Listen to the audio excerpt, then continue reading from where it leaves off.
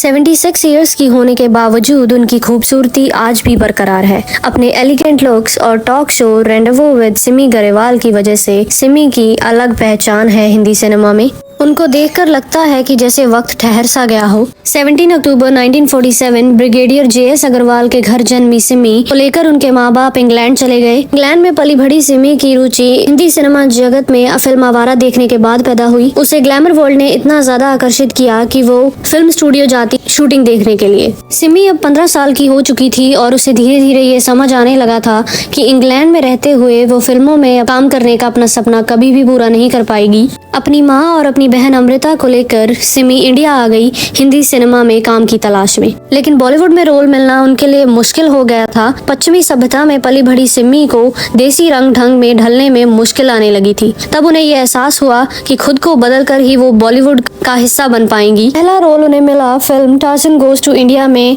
English language पर अपनी अच्छी कमांड की वजह से। ये फिल्म 1962 में रिलीज हुई। 1970 में रिलीज हुई फिल्म मेरा नाम जोकर में सिमी ने एक छोटा लेकिन अहम रोल निभाया। इस फिल्म में खेत में कपड़े बदलने का उनका सीन आज तक का उस दशक का सबसे बोल्ड सीन माना जाता है। इसके बाद सिमी ने और भी बहुत सारे इंटीमेट और बोल्ड सीन्स दिए, लेकिन सबसे चर्चित और विवादों में रही फिल्म सिद्धार्थ के लिए तो सिमी ने कपड़े ही उतार दिए। ये सब उन्होंने किया जब हिंदी सिनेमा में हीरोइन सिर्फ साड़ियों में नजर आती थी और एक किसिंग सीन करने से भी वो शर्माती थी।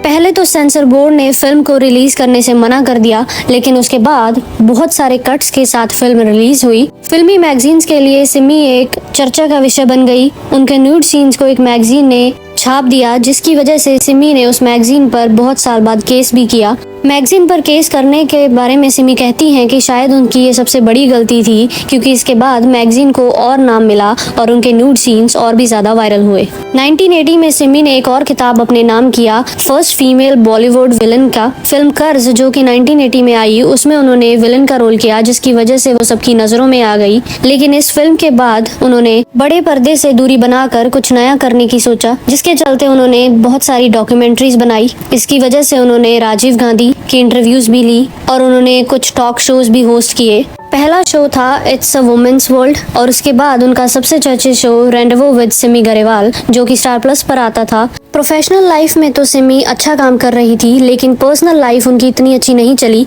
इंग्लैंड में उनके पड़ोसी रहे जामनगर के महाराजा के साथ उनका अफेयर बहुत ही सुर्खियों का विषय बना। उनकी तारीफ के बुल बांधते हुए सिमी कहती हैं कि 17 साल की उम्र में ही वो उनकी वजह से अलग अलग देशों में घूम पाई, लेकिन महाराज द्वारा उन पर लगाई गई पाबंदियां सिमी को पसंद नहीं थी, जिसकी वजह से सिमी ने ये रिश्ता तोड़ दिया। सिमी का नाम नवाब मंसूर अली खान के साथ भी जुड़ा, लेकिन जब मंसूर अली खान पटौदी की मुलाकात शर्मिला टैगोर से हुई तो उन्होंने धीरे धीरे सिमी से दूरियां बनानी शुरू कर दी। सिमी इस बारे में हमेशा शांत रही और वो चुपचाप उनसे अलग हो गई। मंसूर अली खान से रिश्ता टूटने के बाद सिमी ने दिल्ली के मशहूर परिवार चूनामल फैमिली के बेटे रवि मोहन से शादी की। फिल्मों में काम की वजह से उन्हें मुंबई में रहना पड़ता था, तो उनके हस्बैंड रवि मोहन दिल्ली में रहते थे। उनके बीच ये लॉन्ग डिस्टेंस ही कारण बना उनके रिश्ता टूटने का।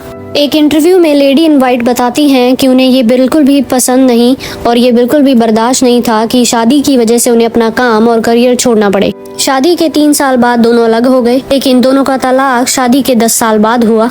सिमी माँ नहीं बन पाई, जिसका मलाल उन्हें हमेशा रहा। इसके चलते उन्होंने एक बच्चा अडॉप्ट करने का भी एप्लीकेशन डाला, लेकिन उनकी ये मनोकामना अधूरी ही रह गई। सिमी गरेवाल को इंडियन सिनेमा की बिंदास और बोल्ड एक्ट्रेस के रूप में जाना जाता है। भले ही उन्होंने ज्यादा हिट मूवीज ना दी हों, लेकिन जो भी किरदार उन्होंने निभाए उन्हें हमेशा ही याद रखा गया, जैसे कि कर्ज फिल्म में विलन का रोल और जोकर में उनके द्वारा किया गया छोटा सा टीचर का रोल। और सिल्वर स्क्रीन से ज्यादा उन्हें कामयाबी टीवी की दुनिया में आकर मिली। उनका टॉक शो 90s के ज़माने का पहला ऐसा सेलिब्रिटी इंटरव्यू शो बना, जिसमें वो सेलिब्रिटीज के साथ बात करती और उनके सीक्रेट्स भी जान लेती। इस शो के बाद ही सिमी को भी एक नया नाम मिला, the lady in white. White colour के साथ उनकी ऑब्सेशन इतना ज्यादा है कि वो हर वक्त व्हाइट कपड़ों में ही दिखती हैं। सिमी गरेवाल ने जिंदगी में जो भी पाया उन्हें उनके करियर ने ही दिया। आज भी अगर कोई सिमी को देखता है तो एक आजाद ख्यालों वाली इंडिपेंडेंट वुमेन नजर आती है उनमें, जिसने अपने माता पिता से झगड़ा करके और ये ना सोच के कि कोई क्या सोचेगा, अपनी जिंदगी का रास्ता खुद चुना और उस पर चलते हुए सफलता हासिल की।